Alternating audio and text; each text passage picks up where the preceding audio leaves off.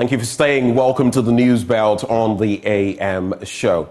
Now, in our first story, the chief of Seniase and the Kontehene of Berekum is inviting the owner of a goat farm facing evacuation due to an age-old custom to a meeting that will provide a possible solution to the problem. JoyNews investigations point to an ultimatum which elapsed last year, ordering residents to remove all goats from the town. The CEO of Semanshia Learning and Development Farm, Frederick Bene, says he has been given 2 weeks to relocate because the gods of Berekum forbid the rearing of goats in the town. But the chief of the town says he's not aware of any such orders from the traditional council. The Osahene, Asoma Ajiman Sebi, says the Semanshia farms should sit with Nananom to look at possible solutions. Love FM's Erastus Asaridonko has been following this development in Berekum and filed this report. Berekum, an old town in the Bono region, set up as a security post by the Ashantis. You could keep cattle, sheep, any type of bird or animal, but it's a taboo to rear goats. No matter how strange it sounds, traditional authorities and some indigents like Antebedu, who came to the town in the 60s, believe the river deity, Asiokra, casts this misfortune on whoever rears goats in the town.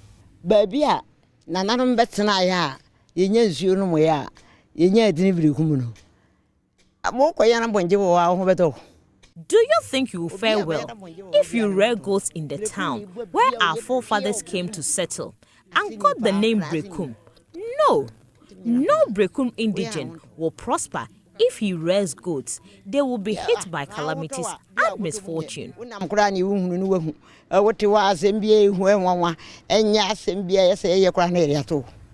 Others have been told fatal accidents occur in the town due to the presence of goats. There used to be frequent road accidents, and Nananom consulted oracles and came to the conclusion that the presence of the goats was responsible.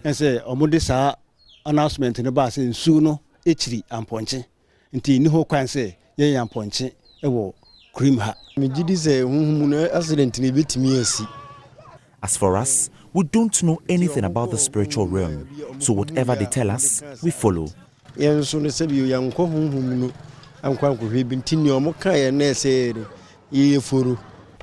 are told a recent enforcement of the custom led to many removing their goats. Some are not happy with the directive. Seriously, I am not happy with the directive to remove the goats from the town.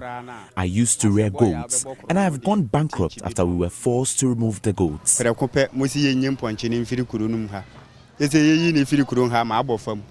is a very, stressful moment for us at the moment. One of the affected is Chief Executive Officer of Semanshia Learning and Development Farm, Frederick Bene. He tells JoyNews he's been given an ultimatum to move his over 250 breeds of goats from the town. In fact, when we heard this, it was a very stressful story to us, because we had never dreamt that such a tradition that has been abandoned for years will be revoked again this time as we are going forward. Unfortunately, after a series of back and forth discussion, they still insisted that we move from here and have been given a strong warning of 2 weeks to vacate. Otherwise, they will send people here to kill all our animals. This one staring at me right now is the Boa goat. It's a fascinating breed of goats. He's part of about 250 goats, different breeds, different types, brought in by Semanshia farms. But will I say great investment, wrong destination? Because the town, Berekum, hates goats. This is Snase, which of course is part of 38 communities in the Berekum Traditional Council that hates goats because Asiokra, the river deity, which is some few meters away from here, doesn't like goats. It's a taboo to rear goats. You can bring in a goat, slaughter it and eat it. You can bring the meat into town, but you cannot create this in Berekum. And that is the subject of controversy at the moment. But the chief of Snase and Kontihene of Berekum, Osahene Asomajaman Sebi, wants Semenshia Farms to meet Nananom for an amicable resolution. I don't know whoever gave him that order, because we haven't met on it at the traditional council level, and that place happens to be the highest decision body for the traditional council. We haven't met, and we haven't taken any decision over his removal from our school land. So I would just advise him, he should come down and let's talk and see how best, because if the land will reject you, you wouldn't have been there by now. Like by now, we have removed you all the time. So what I'm saying is that there's still room for improvement. Reporting for JoyNews, Erastus Asaredonko, Berekum, Bono region. Now, over 9 communities in Ampabame in the Ejisu traditional area are resisting attempts by the Ghana Free Zones Authority to occupy land acquired for an export-oriented project, citing unpaid compensations. Over 5,000 houses have been identified for evacuation and demolition pending the submission of required documents. Despite negotiations terms being established in 2005, the affected homeowners claim they have not received the agreed compensation. Here's a report by Clinton Yeboah. The government in 2021 earmarked $100 million for Ghana Free Zones Authority for the Ejoso Industrial Zone development. Site assessment, environmental and social impact assessment, resettlement and compensation were reported to have been carried out in October 2021. The developmental works were set to begin on the 1,099-acre land located at Ampabame, Buankra and Abinase in the Ejoso traditional area in the Ashanti region.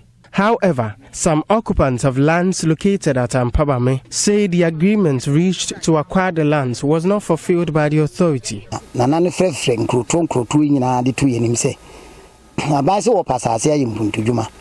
The Ampabame chief called the owners of the land into a meeting for the negotiation.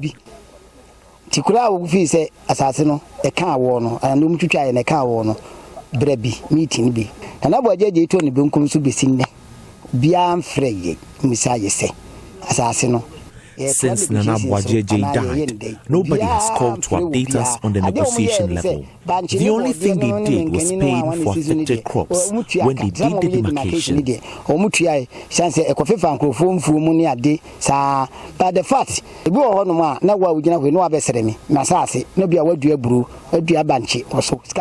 that does not mean they paid for the land itself. None of us have received a dime.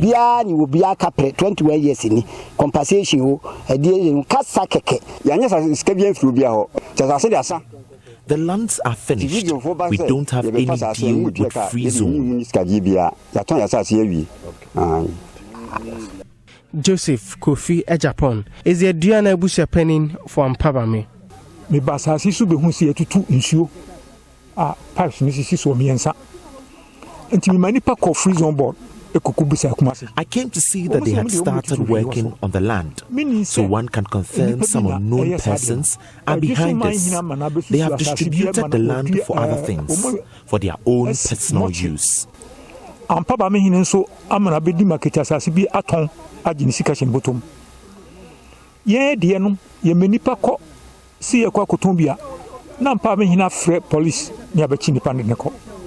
The aggrieved landowners say efforts to reach out to the authorities for further negotiations have proven unsuccessful. We have been to the Free Zone office, yet we don't get any positive feedback. More than 10 times.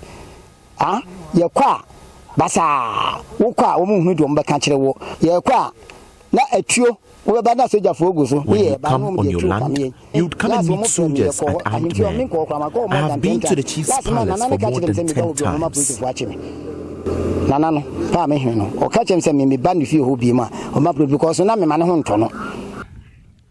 Reporting for JoyNews, Clinton Yabwa.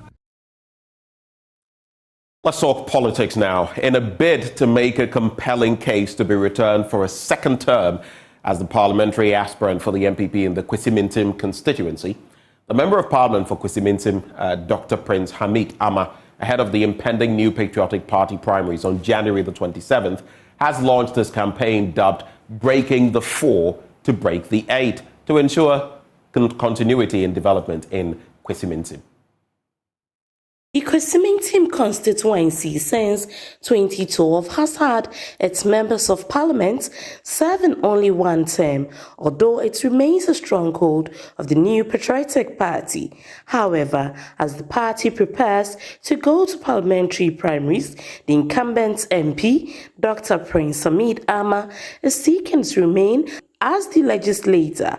Launching his campaign, the Vice Chair of Education Committee in Parliament made a compelling case of the development he has been able to achieve as a first-time MP, which should not be truncated. According to him, his distinct performance in Parliament and deliverables are worth of second tenure. I believe that in the last 3 years, I have done exceedingly well to warrant a second term. The purpose of today's launch is to make a compelling case for my second term, and for the reason why not only the polling station executives and constituency executives or the party delegates, but also the entire community to rally behind me. So essentially, I attempted to demonstrate the work I had done, or I have done, starting from Wendo, all over the communities across the constituency. I have projects there, and so I made a strong case for me to be given a second term to be able to move the constituency forward. Some of his constituents endorsed his candidature and touted some of his accomplishments for which he deserves a second term. What he has done aside job opportunities, what he's been doing for the constituency too, we have some in the book here, which is the evidence. Building of schools, building of health facilities for the constituency. We are going to vote for him and vote for him again. He's the finest MP that we have had. Within all these years, just 3 years, he has done much and so much for us. I will say it and say it again. We are going to vote for him and vote for him again. And we are showing you that Dr. Ama will win massively. More than 3 years that he has been an MP, and what he has done is marvelous. We have not seen something like that in the constituency before.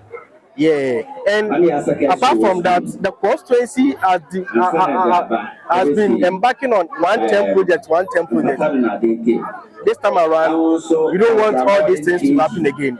We are pushing for an MP, a youthful MP who will go forward, like maybe more years that the constituency will benefit from. So these are the many things that we are pushing for the second term of the MP. Traditional leaders in the constituency have made a passionate appeal to delegates not to hesitate but vote and retain the Member of Parliament, Dr. Prince Hamid Ama, for him to continue addressing the myriad of developmental challenges in the area. Here is Chief of Kwesimintim, Nana Eson.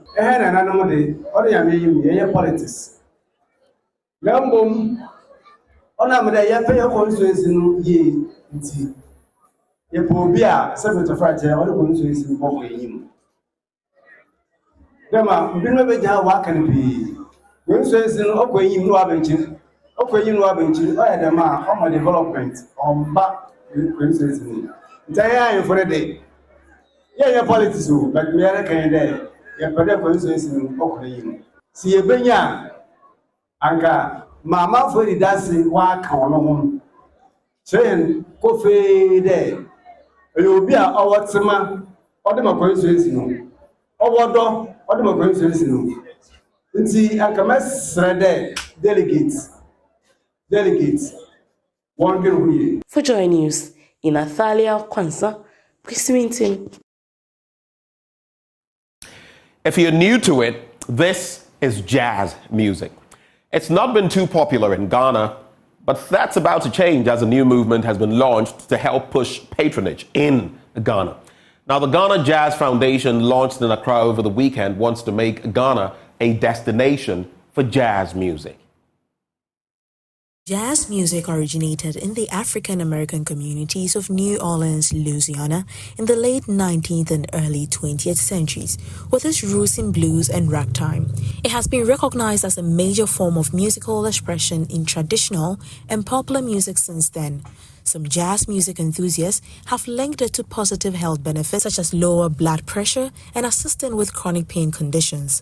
Listening to jazz music can help people relax and reduce their heart rate, which can especially be helpful for those who suffer from hypertension or other cardiovascular conditions.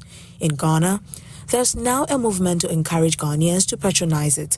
The Ghana Jazz Foundation, launched in Accra over the weekend, will seek to make the genre more visible and patronized in the country. Adrian Odoye is president of the Jazz Foundation. Jazz music it's a difficult thing to push worldwide. But the thing is, once you are very good in jazz, you can play anything else. So we'd like to look at that pinnacle and see where you can get to, but we're not limited to just jazz. We're looking at all art forms. Music literacy is not as high as we would like, and it's one area that we'd like to look at. There are quite a number of people who like jazz. The difficulty will be to push it beyond that group and see how it'll work. But yes, I mean, it's something that we are passionate about and we are prepared to work hard towards. Musica President Bessa Simons is excited about the development and is already looking forward to making Ghana a destination for jazz music for international tourists. This foundation means a lot to us as Musica, because we have a lot of talent in Ghana with only talent, and we think anything that will add knowledge to talent is so important. And it's not only just adding knowledge to talent, at the same time it's going to cater for some of the welfare of musicians that not only Musicians Union could do. Having the International Jazz Day in Accra will be a massive boost for the music industry in Ghana. Not only the jazz musicians, but every musician will benefit. It's going to bring all the top jazz musicians to Ghana, and that is going to be great. So my hope is that we are going to collaborate with the Jazz Foundation this time, with the Ministry of Tourism, Arts and Culture, and all the synergies that matters, so that this time we get this thing to come to Accra to make it a reality.